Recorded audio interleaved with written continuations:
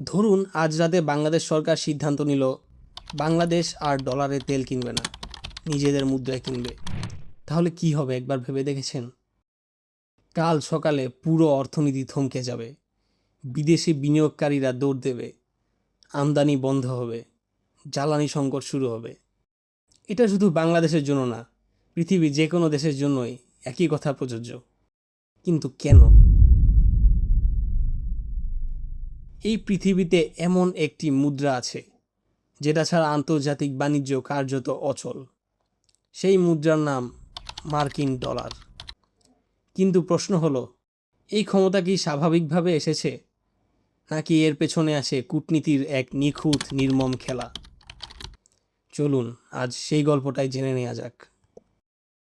সাল 1973। মধ্যপ্রাচ্যে চলছে আরব ইসরায়েল যুদ্ধ। এই যুদ্ধে ইসরায়েলকে সমর্থন করে আমেরিকা, এবং এই সমর্থনের ফলে আরব দেশগুলো আমেরিকার উপর ক্রুদ্ধ হয়। তারা আমেরিকার বিরুদ্ধে তুলে নিল তেলের অস্ত্র, ঘোষণা দিল আমেরিকা এবং তার মিত্রদের কাছে আর এক ফোঁটা তেল যাবে না। পুরো পৃথিবী কেঁপে উঠল। নিউ ইয়র্কের রাস্তায় পেট্রোল স্টেশনের সামনে মাইলের পর মাইল লম্বা লাইন, কারখানাগুলো বন্ধ হওয়ার পথে। কিন্তু এই সংকটের মধ্যে ওয়াশিংটনে একজন মানুষ বসেছিলেন শান্ত নিরুদ্বিগ্ন। তার নাম হেনরি কিসিঞ্জার, আমেরিকার পররাষ্ট্রমন্ত্রী। তিনি ভাবছিলেন এই সংকটই হবে আমেরিকার সবচেয়ে বড় সুযোগ।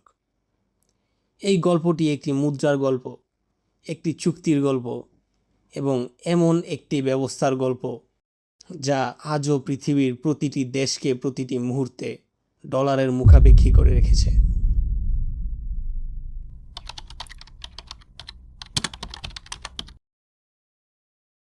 গল্পটা শুরু করতে হবে একটু আগে থেকে। সাল 1944। দ্বিতীয় বিশ্বযুদ্ধ তখনও চলমান।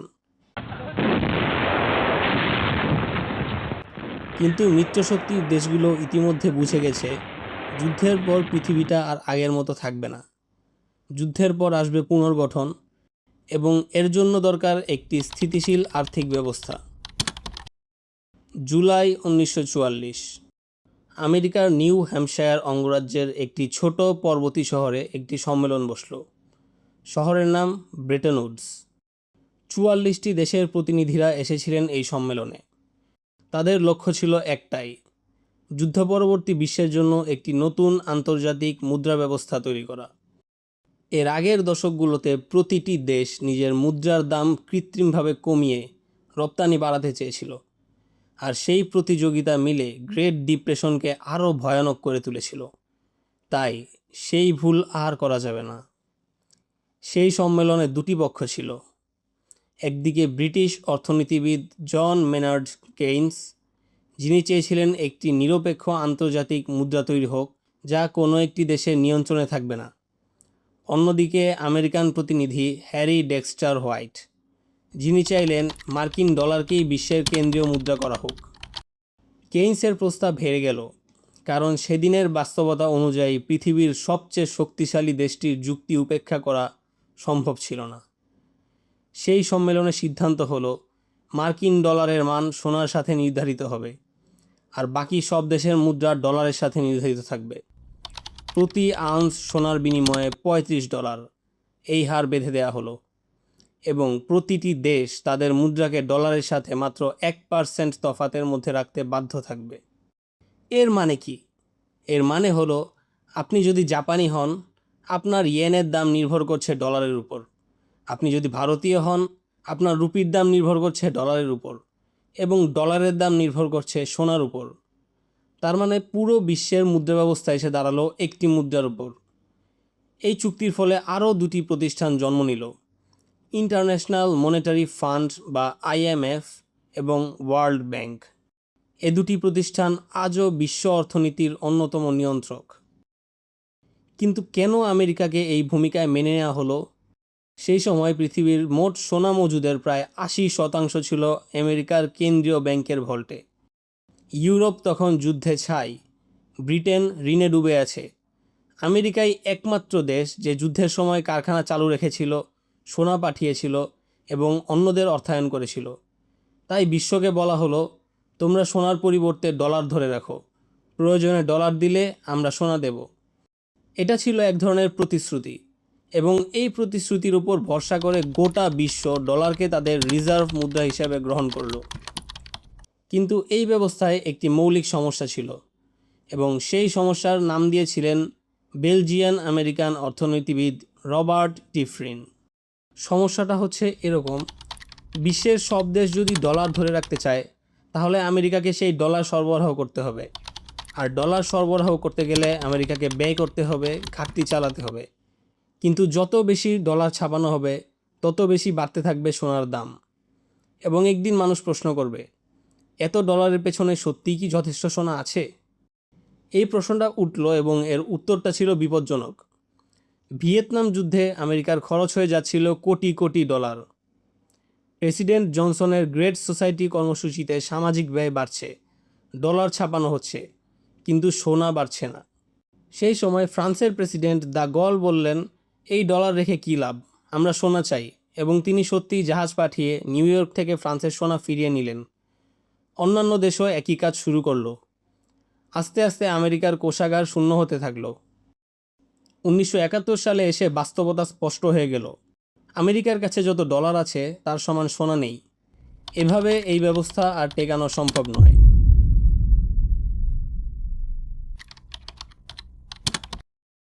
15ই আগস্ট 1971, রবিবার। দৃশ্যপটে এলো নতুন একটি মুখ। আমেরিকার প্রেসিডেন্ট রিচার্ড নিক্সন। তিনি ঘোষণা করলেন, আমরা ডলারকে আন্তর্জাতিক মুদ্রা ফটকবাজদের আক্রমণ থেকে রক্ষা করব। এরপর তিনি ঘোষণা দিলেন, ডলার আর সোনার সাথে বদলানো যাবে না। ব্রেটন উডস ব্যবস্থা আজ থেকে শেষ। except in amounts and conditions determined to be in the interest of monetary stability and in the best interest of the United States. এই মুহূর্তে সারা বিশ্বের মানুষ হতভম্ব হয়ে গেল, কারণ যে প্রতিশ্রুতির উপর ভরসা করে তারা ডলার ধরে রেখেছিল, সেই প্রতিশ্রুতি এইমাত্র ভেঙে দেয়া হলো। আমেরিকার ট্রেজারি সেক্রেটারি জন কনালি এই সময় একটি কথা বলেছিলেন যা ইতিহাসে লেখা আছে। ইউরোপীয় নেতারা অভিযোগ করলেন, ডলার আমাদের সমস্যা। কনালি উত্তর দিলেন, ডলার আমাদের মুদ্রা, কিন্তু এটা তোমাদের সমস্যা। এই একটি বাক্যে মার্কিন অহংকারের পুরা দর্শন প্রকাশ পেয়ে গিয়েছিল। তাত্ত্বিকভাবে এই মুহূর্তে ডলারের আধিপত্য শেষ হওয়ার কথা ছিল, কারণ ডলারের পেছনে এখন আর বাস্তব সম্পদের কোনো নিশ্চয়তা নেই। এটা শুধুই একটা কাগজ। কিন্তু সেটা হলো না, কারণ এই সংকটকে কিসিঞ্জার একটি সুযোগে রূপান্তরিত করলেন, এবং সেই সুযোগটা এলো মধ্যপ্রাচ্য থেকে।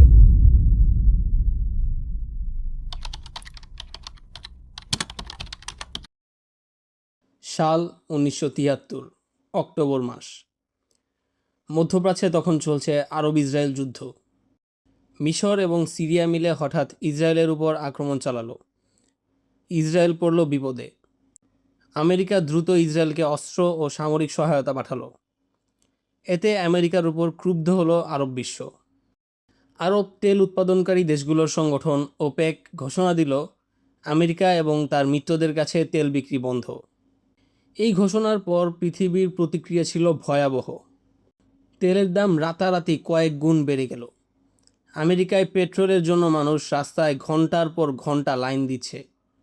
পৃথিবী বুঝল, শিল্প সভ্যতার আসল জ্বালানি হলো তেল, এবং সেই তেলের নিয়ন্ত্রণ যার হাতে, সেই পৃথিবীর শাসক। কিন্তু এই সংকটের মাঝেই হেনরি কিসিঞ্জার একটি নীলনকশা তৈরি করলেন। কিসিঞ্জার ভাবলেন, তেল উৎপাদনকারী দেশগুলো এখন প্রচুর ডলার আয় করবে। এই বিশাল ডলারের পাহাড় কোথায় যাবে? যদি এই অর্থ আমেরিকার শত্রুদের কাছে যায়, যদি সোভিয়েত ইউনিয়নের কাছে যায়, তাহলে তো বিপদ। কিন্তু যদি এই অর্থ আমেরিকার কোষাগারেই ফিরে আসে, তাহলে আমেরিকা শুধু সংকট কাটিয়ে উঠবে না, আমেরিকা আরও বেশি শক্তিশালী হবে। এই ভাবনা থেকে জন্ম নিল পেট্রোডলার সিস্টেম। এবার আসি এই চুক্তির কেন্দ্রীয় চরিত্রে, বাদশাহ ফয়সাল বিন আব্দুল আজিজ আল সৌদ। 1974 সালে বাদশাহ ফয়সাল ছিলেন পেট্রোডলার গল্পের সবচেয়ে জটিল এবং সবচেয়ে শক্তিশালী চরিত্র। তিনি 1973 সালে ফিলিস্তিন প্রশ্নে এবং ইসরায়েলকে আমেরিকান সমর্থনের প্রতিবাদে তেল অবরোধ পরিচালনার নেতৃত্ব দিয়েছিলেন। একদিকে তিনি আমেরিকার বিরুদ্ধে অবরোধ ঘোষণা করেছেন, আবার অন্যদিকে তিনি আমেরিকার সাথে সবচেয়ে লাভজনক চুক্তি করতে যাচ্ছেন। কিন্তু এই দ্বিচারিতার কারণ কি? সোভিয়েত ইউনিয়ন তখন আরব জাতীয়তাবাদী সরকারগুলোকে কাছে টানছিল। এটা উপসাগরীয় রাজতন্ত্রগুলোর জন্য আমেরিকান প্রভাবের চেয়ে অনেক বড় হুমকি ছিল। ফয়সাল বুঝতেন মধ্যপ্রাচ্যে সমাজতান্ত্রিক ঢেউ উঠলে সৌদি রাজপরিবারের সিংহাসন টিকবে না। তার ক্ষমতায় টিকে থাকার জন্য দরকার আমেরিকার ছাতা। ফিলিস্তিনের জন্য অবরোধ, সেটা ছিল আরব জনগণের সামনে। কিন্তু বন্ধ দরজার পেছনে চলছিল অন্য হিসাব। বিশ্লেষকরা মনে করেন সৌদি রাজপরিবার টিকে থাকাটাই নির্ভর করত বাইরের অর্থনৈতিক এবং সামরিক সহায়তার উপর। সেই সহায়তা আসতো আমেরিকা থেকে, এবং আমেরিকাকে খুশি রাখার সবচেয়ে নিশ্চিত পথ ছিল তাদের ডলারকে শক্তিশালী করা। সাল 1974, জুন মাস। হেনরি কিসিঞ্জার এবং ট্রেজারি সেক্রেটারি উইলিয়াম সাইমন রিয়াদে উড়ে গেলেন বাদশাহ ফয়সালের সাথে বৈঠকে। আনুষ্ঠানিকভাবে এই চুক্তিতে তেলের কথা সরাসরি লেখা ছিল না। এটা ছিল অর্থনৈতিক উন্নয়ন ও প্রতিরক্ষা সহযোগিতার একটি কাঠামো। কিন্তু আসল বোঝাপড়া ছিল অন্যরকম, এবং সেটা ছিল পুরোপুরি গোপন। এই গোপন চুক্তির বিস্তারিত তথ্য 4 দশকেরও বেশি সময় ধরে লুকিয়েছিল। 2016 সালে আমেরিকার ব্লুমবার্গ নিউজ তথ্য অধিকার আইন বা FOI এর মাধ্যমে মার্কিন ট্রেজারি বিভাগের কাছ থেকে এই তথ্য বের করে আনে। চুক্তির কাঠামোটা ছিল মূলত 3টি স্তম্ভের উপর। প্রথমত, সৌদি আরব তার সমস্ত তেল শুধুমাত্র মার্কিন ডলারে বিক্রি করবে। দ্বিতীয়ত, সৌদি আরব তার তেল বিক্রির উদ্ধৃত ডলার আমেরিকার সরাসরি বন্ড বা US ট্রেজারিতে বিনিয়োগ করবে। অর্থাৎ সৌদির তেলের অর্থ ঘুরে আবার সেই আমেরিকার কোষাগারেই আসবে। তৃতীয়ত, এর বিনিময়ে আমেরিকা সৌদি আরবকে সামরিক সুরক্ষা দেবে, অস্ত্র বিক্রি করবে এবং সৌদি রাজপরিবারের নিরাপত্তা নিশ্চিত করবে। সৌদি বাদশাহ ফয়সাল অবশ্য একটি শর্ত দিলেন, সৌদি আরবের এই বিনিয়োগের কথা আন্তর্জাতিকভাবে গোপন রাখতে হবে, কারণ ইসরায়েল আরব সংঘর্ষের পটভূমিতে সৌদি আরবের আমেরিকান বন্ডে বিনিয়োগের খবর প্রকাশ পেলে বিশ্ব বুঝে যাবে যে তারা পরোক্ষভাবে আমেরিকাকেই সহায়তা করছে। একটু ভাবুন, বাদশাহ ফয়সাল একদিকে ফিলিস্তিনের জন্য আমেরিকার বিরুদ্ধে তেল অবরোধ করছেন, অন্যদিকে আবার সেই আমেরিকার সাথেই এত বড় একটা চুক্তি করছেন যেটা আবার গোপন রাখতে হবে। এই গোপনীয়তাই বলে দেয় চুক্তিটা কার স্বার্থে ছিল আর কার পিঠে ছানি কাটা হয়েছিল, এবং এই গোপনীয়তা রক্ষা করা হয়েছিল 4 দশকেরও বেশি সময় ধরে। এবার একটি অন্য প্রশ্নে আসা যাক।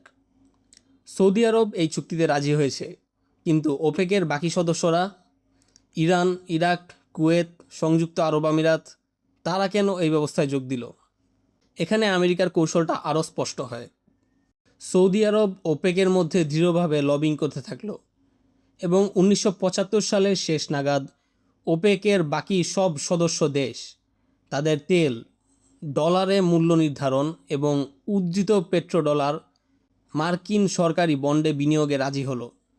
বিনিময়ে একই রকম সামরিক ও অর্থনৈতিক সুরক্ষার প্রতিশ্রুতি। কিন্তু শুধু কি সৌদির লবিং বা আমেরিকার প্রতিশ্রুতির কারণেই সবগুলো দেশ রাজি হয়েছিল? না, এর পিছনে ছিল একটি অঘোষিত হুমকি। ধারণা করা হয় সেই সময় আমেরিকা আসলে মধ্যপ্রাচ্যের তেল ক্ষেত্রগুলোকে সামরিক শক্তি দিয়ে দখল করার কথা বিবেচনা করছিল। অর্থাৎ মেনে নাও, না হলে জোর করে নেওয়া হবে। ছোট আরব দেশগুলোর সামনে হিসাবটা তখন সহজ হয়ে গেল। একদিকে ডলারে তেল বিক্রি করো, আমেরিকার সামরিক ছাতার নিচে থাকো, রাজতন্ত্র টিকিয়ে রাখো। অন্যদিকে অস্বীকার করো এবং হয় সোভিয়েতের ভয় পড়ো, নয় আমেরিকার সামরিক হুমকির মুখে থাকো। বেশিরভাগ দেশই প্রথম বিকল্পটাই বেছে নিল। এভাবেই পেট্রোডলার সিস্টেম পূর্ণতা পেল। একটি দেশের সাথে গোপন চুক্তি, সেই দেশের লবিং এবং অঘোষিত হুমকির মিশেলে গোটা তেল বাজার ডলারের নিয়ন্ত্রণে এসে গেল। 1977 সাল নাগাদ বিদেশে রক্ষিত সমস্ত মার্কিন ট্রেজারির প্রায় 20% ছিল সৌদি আরবের। একটি মাত্র চুক্তি বদলে দিল পুরো বিশ্বের আর্থিক চিত্র। এবার একটু বোঝার চেষ্টা করি এই ব্যবস্থা কিভাবে কাজ করে। ধরুন বাংলাদেশ তেল কিনতে চায়। বাংলাদেশের টাকা দিয়ে প্রথমে ডলার কিনতে হবে। সেই ডলার যাবে সৌদি আরবের কাছে। সৌদি আরব আবার সেই ডলার বিনিয়োগ করবে আমেরিকার ট্রেজারিতে। আমেরিকা সেই অর্থ দিয়ে সরকার চালাবে, সামরিক খরচ মেটাবে, মহাকাশ গবেষণা করবে। অর্থাৎ বাংলাদেশে গাড়ি চালানোর জন্য পেট্রোল কিনলেও পরোক্ষভাবে সেই ডলার যাচ্ছে আমেরিকার কাছেই। এই চুক্তি দিয়ে কিসিঞ্জার এমন একটি ব্যবস্থা তৈরি করলেন যেখানে সারা বিশ্ব প্রতিদিন অজান্তেই আমেরিকার ক্ষমতাকে পুষ্ট করছে। ফরাসি অর্থমন্ত্রী ভ্যালোরি গিসকার্ড দেস্তে একবার এই ব্যবস্থার নাম দিয়েছিলেন এক্সরবিট্যান্ট প্রিভিলেজ, অসাধারণ সুবিধা। এটা এমন একটি সুবিধা যা পৃথিবীর কোনো দেশ কখনো উপভোগ করেনি। এই ব্যবস্থা কি চিরকাল থাকবে সেটা সময়ই বলে দেবে, কিন্তু এই প্রশ্নগুলো জানা এটাই হচ্ছে প্রথম পদক্ষেপ। আজকের পর থেকে যখনই আপনি একটি ডলারের নোট দেখবেন, মনে রাখবেন এটা শুধু কাগজ নয়, এটা 1944 সালের একটি সম্মেলনের ফল, 1971 সালের একটি রবিবার রাতের ঘোষণার পরিণতি, 1974 সালের এক গোপন বৈঠকের উত্তরাধিকার। আজ এখানেই বিদায় নিচ্ছি। শীঘ্রই আপনাদের সামনে হাজির হব আরও একটি ভিডিও নিয়ে। সেই পর্যন্ত সাবস্ক্রাইব করে পাশেই থাকুন।